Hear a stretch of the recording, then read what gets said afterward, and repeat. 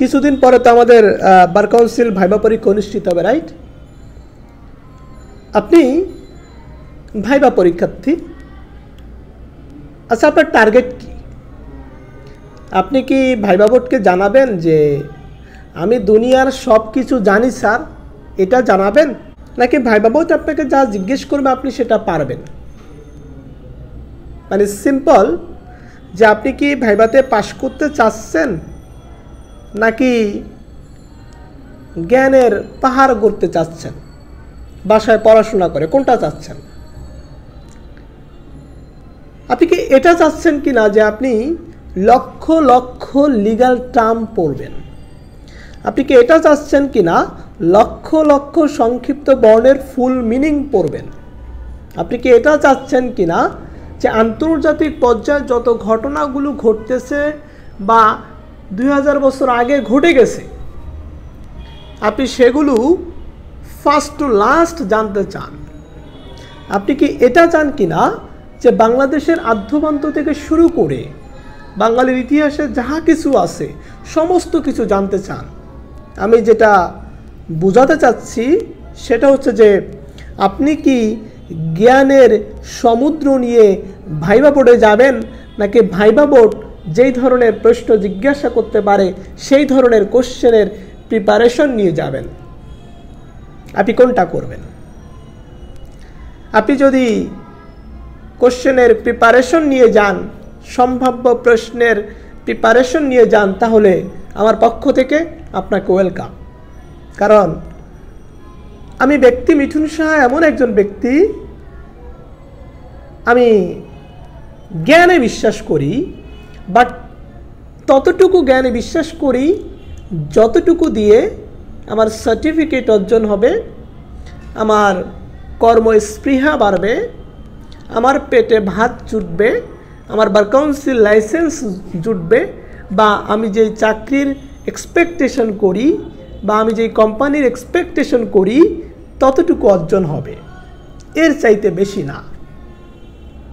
So আমার কথা এটাই যে আমরা এমন একটা বই যেন ভাইবার জন্য পড়ি যেটা যেন আপনাকে হতাশ না করে, আপনাকে যেন দুর্বল না করে, আপনার কনফিডেন্স লেভেলকে যেন কমিয়ে না দেয়।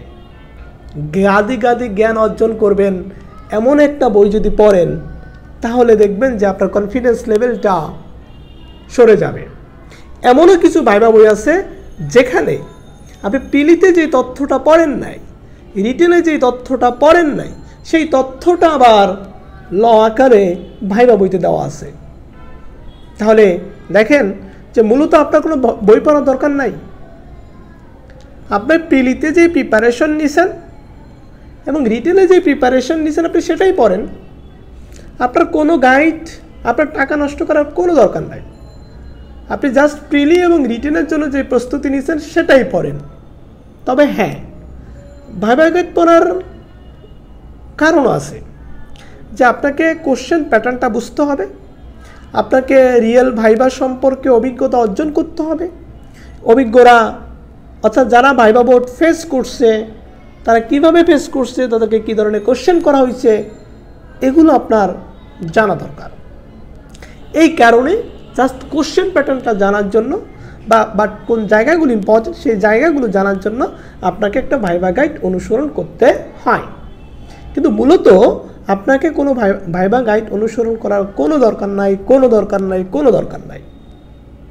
আর যদি পড়তেই হয় তাহলে এমন একটা বই পড়ুন যে বইটা আপনাকে হতাশ করবে না, যে বইটা আপনার কনফিডেন্স লেভেলকে কমাবে না।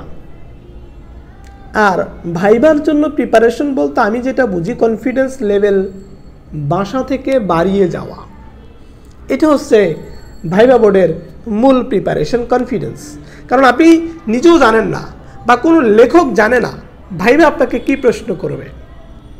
ভাইবা আপনাকে জিজ্ঞেস করতে পারে আপনি আজকে কি দিয়ে খেয়ে আসছেন, স্বাভাবিক। এটা কি আপনার বইতে লেখা আছে? আপনি যে বইটা পড়ছেন লেখা আছে? না, আসলে সেটা না। যে ভাইবা যে ধরনের প্রশ্নই করা হয় সেটার একটা মেন্টাল প্রিপারেশন নিয়ে বাসা থেকে বের হওয়া, এজন্য আপনাকে একটা বই সাপোর্ট হিসেবে কাজ করবে।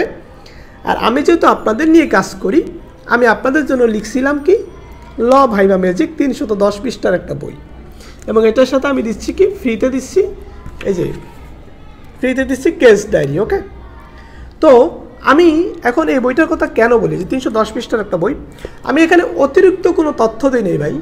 আমার কাজ আপনাদের কনফিডেন্স লেভেলকে কমানো না। এটা আমি কোনো ভিডিওতে, কোনো কথায়, কোনো লেকচারে, কোনো জুমের ক্লাসে কখনোই করি নাই। আমার কাজ হচ্ছে 100 ধারাকে 20 ধারায় নিয়ে আসা। আমার কাজ হচ্ছে 100 ধারাকে যেন আমরা কয়েকটা সেন্টেন্সে বুঝতে পারি। কি লাভ হবে আমার? এখন আমি যদি এটা যদি পৃষ্ঠা বাড়াই, আমি যদি শত শত লিগ্যাল টার্ম, শত শত আন্তর্জাতিক তথ্য, তারপরে শত শত জাতীয় তথ্য, শত শত রাজধানীর নাম যদি উঠায় দিতাম, আমার বই আকার কিন্তু এত বড় হইতো, আমি বইয়ের দাম কিন্তু 1000 টাকা নিতে পারতাম, রাইট? কিন্তু কী দরকার? আমার যতটুকু দরকার ঠিক ততটুকু পড়েন না, যতটুকু দরকার ততটুকু পড়েন। আগে পাশ করার মতো জ্ঞান অর্জন করি, তারপরে আমরা বিশাল পণ্ডিত হয়ে যাই, সেখানে আমার কোনো আপত্তি থাকবে না। বাট আমরা আগে পাশটা করি না।